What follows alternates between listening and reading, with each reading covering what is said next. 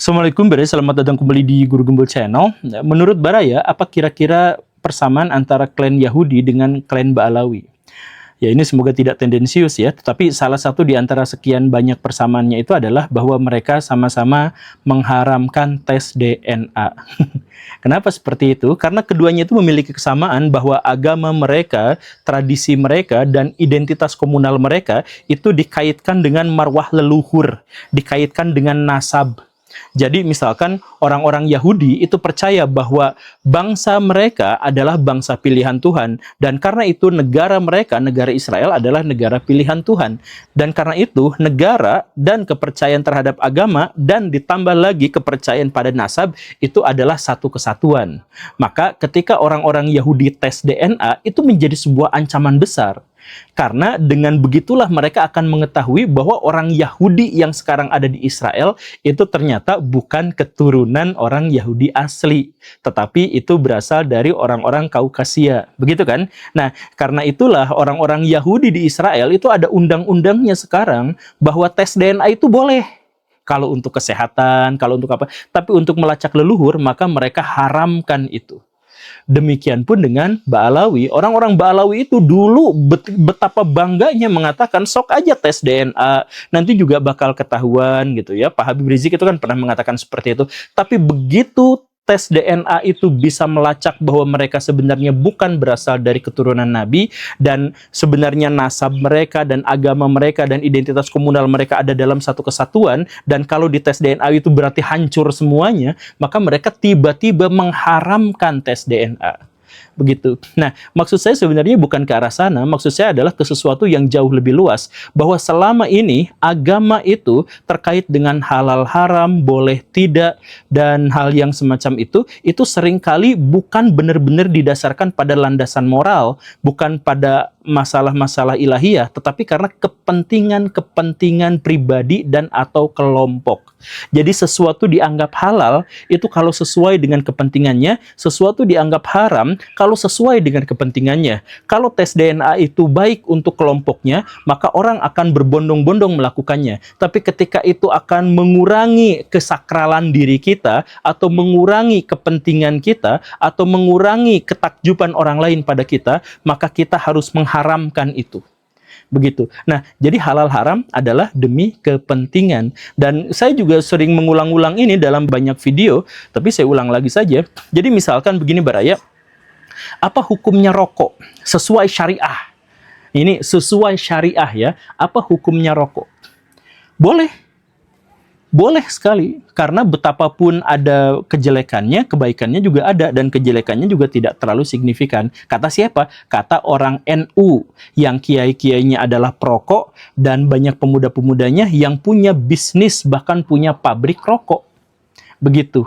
Nah, sedangkan kata orang Wahabi, yang di gurun pasir itu tidak bisa menanam tembakau, maka rokok itu menjadi haram. Karena tidak apa-apa, itu bukan bisnis saya. Tapi orang Wahabi kemudian bisnis apa? 83% bisnis mereka itu berdasarkan pada minyak bumi dan gas alam yang merusak lingkungan. Betapapun ada dalilnya di dalam Al-Quran bahwa merusak lingkungan itu haram, tapi mereka tetap menghalalkannya. Sampai sekarang mereka menghalalkan, dan mereka alih-alih berpikir untuk pindah ke energi yang lebih terbarukan atau mengeluarkan fatwa bahwa kita harus mengejar ketertinggalan dalam energi terbarukan dan sebagainya, mereka tidak melakukan seperti itu. Karena apa? Karena kepentingan ekonominya bersumber pada barang yang menurut Quran itu haram. Jadi sama mereka dihalalkan. Kata orang NU, rokok itulah yang halal. Nah begitu, karena apa? Karena mereka perokok. Jadi dalam hal ini syariah itu, fikih itu sesuai dengan kepentingan pribadi. Dia menjadi halal dan haram itu sesuai dengan kepentingan pribadi. Orang-orang Arab yang tidak bisa bermusik dan tidak bisa melukis, yang fokusnya itu adalah pada hafalan dan sastra, kata-kata, maka mereka akan menyanjung-nyanjung sastra dan kemudian menjelek-jelekan seni lukis dan akan mengharam-haramkan seni musik. Sedangkan orang yang bisa melakukan itu, ya mereka akan menghalalkannya. Ya begitu saja. Ini juga contoh yang konkret misalkan pada dunia filsafat. Sebagian orang Arab di Timur Tengah itu kemampuan bernalarnya itu sangat rendah, sampai-sampai mereka tuh hanya bisa mengagungkan mereka yang jago hafalan gitu. Bahkan kecerdasan itu diukurnya dengan seberapa banyak hafalan yang dia punya gitu. Ya karena itu kan low order thinking gitu. Jadi eh, berpikir itu kan ada level-levelnya, ada tingkatan-tingkatannya. Yang terendah itu kan salah satunya adalah menghafal gitu. Nah, kalau orang-orang yang hanya bisa menghafal dan menyanjung-nyanjung orang yang bisa menghafal, maka berfilsafat itu bisa haram. Karena apa? Karena itu high order thinking yang tidak mereka kuasai. Karena mereka tidak menguasai itu, maka mereka haramkan. Begitu. Atau ada kejadian ya, teman-teman kita di Katolik gitu. Oh, mereka boleh berfilsafat, bahkan ada di kampus-kampus teologi mereka di mana-mana itu ya kajian filsafat gitu. Tapi filsafatnya itu bersyarat, yaitu filsafat itu harus digunakan untuk menguatkan iman. Ya kalau gitu sebenarnya gak usah berfilsafat aja, karena sejak awal filsafatnya sudah diperkosa gitu.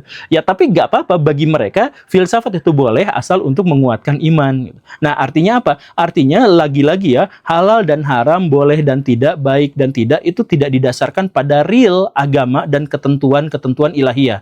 Tapi disesuaikan dengan kehendak pribadi, hawa nafsu pribadi, hawa nafsu sendiri. Itulah alasan kenapa negara-negara yang religius itu justru adalah negara-negara yang sangat tidak maju.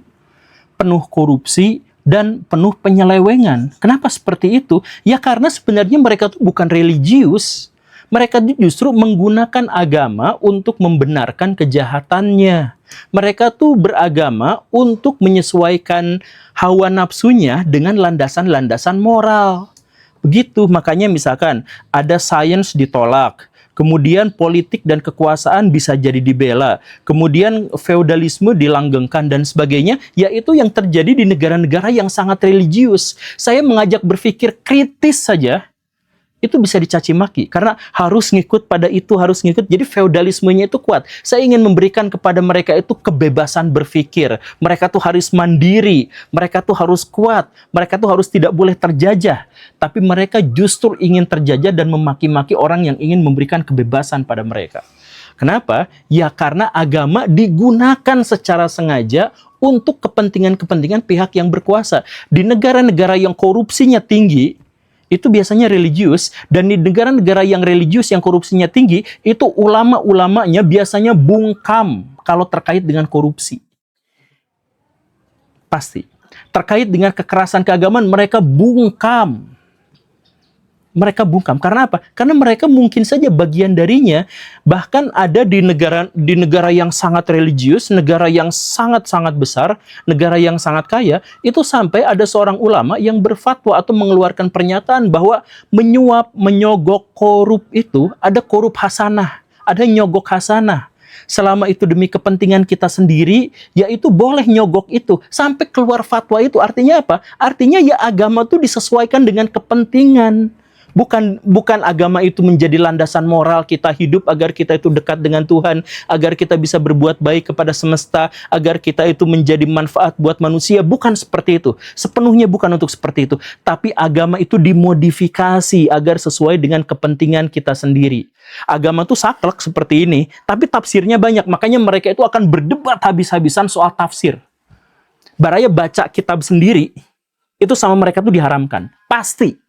Harus ngikut saya, tafsirannya harus ikut saya, tafsirannya harus ikut kelompok ini, tafsirannya harus ikut kelompok itu, begitu. Karena apa? Karena harus disesuaikan dengan kepentingan mereka. Jadi tafsirnya harus sesuai dengan kepentingan mereka itu. Makanya Saudi tidak maju-maju, tetapi mereka religius walaupun mereka merusak lingkungan. Orang-orang Nahdiyin di Indonesia berkali-kali bikin skandal, tapi ketika kita kritik, mereka bisa mengancam, menggorok kita. Di mana agamanya? Gak ada. Agama itu dijadikan tameng belaka untuk melindungi kepentingan mereka. Nambang boleh nggak ya? Oh, kita lihat agama diinterpretasikan gimana caranya biar dia sesuai dengan kepentingan kita. Ya, kayak gitu. Atau contoh misalkan yang sederhana, yang kecil-kecilan lah. Soal misalkan operasi plastik gitu. Operasi plastik itu bisa menjadi haram. Karena apa? Mereka tuh biasanya kan mengatakan bahwa kan tidak boleh mengubah-ubah ciptaan Allah gitu kan. Ya padahal kita semua tuh mengubah ciptaan Allah sekarang. Ada kelinci dibikin yang lucu-lucu gitu ya. Si kelinci itu tidak bisa hidup sesuai fitrahnya, tapi demi lucu kita rekayasa genetik dia. Ada ikan biar kelihatan lucu. Kelihatan lucu doang direkayasa genetik. Gak ada itu ulama-ulama yang ngomong itu haram mengubah ciptaan Allah. Itu gak ada. Semua bungkam. Kenapa? Nggak ada kepentingannya buat mereka. Kalau ada kepentingannya, dan baru mereka berkata-kata, berbicara. Begitu. Saya tuh berupaya sekuat tenaga untuk menceritakan ini berkali-kali, berulang-ulang di banyak video saya. Saya ingin membebaskan orang untuk berpikir tuh mandiri, tidak diperbudak oleh kelompok-kelompok feodal yang besar itu. Tetapi ya, sampai akhirnya ada seorang yang mengatakan, ya Guru Gembul gak bisa ngomong kayak gitu. Oh, kenapa? Karena biasanya tradisi itu hanya bisa dilengserkan, dihancurkan, kalau kita berupaya melengserkannya itu dalam waktu sepanjang sedurasi yang sama dengan ketika tradisi itu muncul gitu. Jadi kalau tradisi membajak agama itu terjadi 1000 tahun, maka butuh waktu 1000 tahun untuk bisa menyadarkan manusia. Nah, katanya seperti itu gitu. Tapi saya mah nggak percaya karena zaman itu sekarang sudah berubah gitu ya. Jadi saya pengen berkuar aja terus berkata seperti itu. Tapi kalau misalkan dipikir-pikir, sejak kapan sih orang-orang membajak agamanya itu demi kepentingan dirinya sendiri itu? Sejak lama ternyata, bahkan sejak pendiri agama itu tuh wafat biasanya. Jadi langsung distorsi, langsung terjadi kekacauan dan seterusnya. Kalau dalam tradisi Islam itu, bahkan dinasti pertama dalam Islam, dinasti Umayyah, itu benar-benar menjadikan agama sebagai tameng. Jadi mereka tuh bukan beragama, tapi agama itu dijadikan tameng untuk kejahatan mereka. Jadi misalkan gini, coba ini adalah sejarah, ini adalah cerita yang tidak banyak baraya dengar. Jadi dinasti Umayyah itu bahkan hanya dalam satu masa pemerintahannya, Khalifah Yazid, itu kejamnya tuh luar biasa baraya. Sekejam apa? Nih, Mekah diserang, diserbu, kemudian Ka'bah tuh dihancurkan. Itu Hajar Aswad itu pecah berkeping-keping sama dia. Kemudian ada pembantaian terjadi di sana. 1 tahun sebelumnya Yazid itu menghancurkan Madinah. Dan 10.000 orang termasuk sahabat yang masih ada gitu ya, kemudian generasi sesudah sahabat dan generasi sesudahnya lagi itu dibantai habis baraya di sana itu. Kemudian perempuan-perempuannya diperkosa, kemudian hartanya dijarah. Demi kepentingan apa? Demi kepentingan kekuasaan. Kemudian dia memfitnah orang-orang yang dihancurkannya itu sebagai pemberontak. Begitu. Dan nah ini nih ya, ini nggak banyak diceritakan. Karena apa? Ya karena tadi itu, ketika ada kejahatan, tutupi aja dengan agama. Jadi ketika saya ngomong seperti ini, fitnah antum itu nanti akan dimintai pertanggungjawaban atas fitnah ini. Ya seperti itu, kejadiannya tuh seperti itu. Nah, dinasti Umayyah ketika dia sudah melakukan pembantaian dalam tahun pertama dia ngebantai Husain, tahun berikutnya dia ngebantai Madinah, kemudian tahun berikutnya dia ngebantai Mekah gitu ya, dan sebagainya. Nah, kalau ada yang berbicara seperti itu, Anda Syiah. Nah, begitu kan? Ya biasa seperti itu. Dan setelah itu apa? Orang-orang dinasti Umayyah itu mengatakan kepada khalayak bahwa apa yang mereka lakukan itu sebenarnya adalah takdir ilahi. Ini semuanya sudah takdir. Jadi jangan salahkan saya, jangan salahkan kami. Kami sudah membunuh, kami sudah melakukan pemerkosaan dan sebagainya. Ya ini semuanya adalah kehendak Tuhan juga. Nah, makanya muncul dalam Islam itu sebuah sekte yang namanya Jabariyah, yaitu segala sesuatu tindakan kita itu adalah urusannya adalah dengan Allah Subhanahu wa taala, karena Allah yang menciptakan perbuatan kita. Dan akhirnya bergolaklah orang-orang teolog di Indonesia itu begitu ya, dan seterusnya dan seterusnya. Nah, kenapa bisa muncul seperti itu? Karena penguasa itu berkepentingan untuk menjadikan agama itu sebagai cara untuk memenuhi hasrat kepentingannya. Begitu. Nah, jadi nanti dia tinggal bilang orang yang memberontak pada saya itu adalah Syiah, yang memberontak pada saya itu adalah kaum liberal, ini adalah Khawarij dan sebagainya. Dia sebut aja seperti itu. Dan sampai sekarang itu akan langgeng. Makanya kalau misalkan baraya berurusan dengan agamawan, siap-siap difitnah, siap-siap di-framing. Karena apa? Karena orang-orang beragama itu bukan orang-orang yang sesungguhnya dekat dengan Tuhan, tetapi orang-orang yang hawa nafsunya itu tiba-tiba disakralkan. Jadi mereka yang bersorban bisa marah-marah, bisa mukulin orang, bisa memprovokasi, bisa menghancurkan. Ya nggak apa-apa. Karena apa? Karena sudah diliputi oleh tameng-tameng keagamaan. Makanya di zaman dulu tuh ada seorang ulama yang namanya Hasan Basri. Beliau hidup di zaman Umayyah dan dinasti Abbasiyah. Beliau tuh dulunya ahli fikih. Ditanya ini hukumnya apa, dan dia jawab. Tetapi pada akhirnya dia sadar bahwa fikih, syariah, itu sebenarnya adalah alat kekuasaan. Makanya sejak saat itu dia berhenti mengeluarkan fatwa, dia nangis saja. Karena fatwa-fatwa itu pada ujungnya adalah sesuai dengan kepentingan tertentu. Jadi Saya tuh ingin beragama itu dekat dengan Allah. Saya tuh jauh dari neraka. Saya tuh tidak kuat sama neraka. Saya tuh tidak sanggup untuk ada di sana. Itu adalah satu gambaran yang paling menyakitkan dan menyedihkan bagi saya. Saya gak mau ada di sana. Saya ingin dekat dengan Tuhan. Saya ingin bersama ridho ilahi. Dan beragama tuh cara seperti itu. Yaitu bagaimana caranya? Oh, ternyata saya tuh harus berbuat baik kepada sesama. Saya tuh harus memberikan manfaat buat orang lain. Saya tuh harus memberikan kontribusi terhadap penyelamatan alam. Itulah beragama tuh. Hasan Basri tuh pengen membawa orang-orang pada ajaran agama yang murni, yang lurus.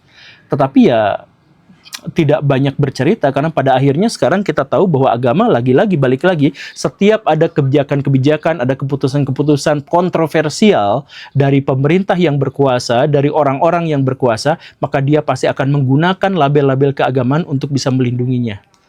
Inilah alasan negara-negara yang beragama itu kacau, hancur, berantakan, sedangkan negara-negara yang biasanya tidak mengikatkan diri pada agama itu justru malah makmur. Terima kasih karena sudah menyimak. Saya Guru Gembul. Assalamualaikum warahmatullahi wabarakatuh.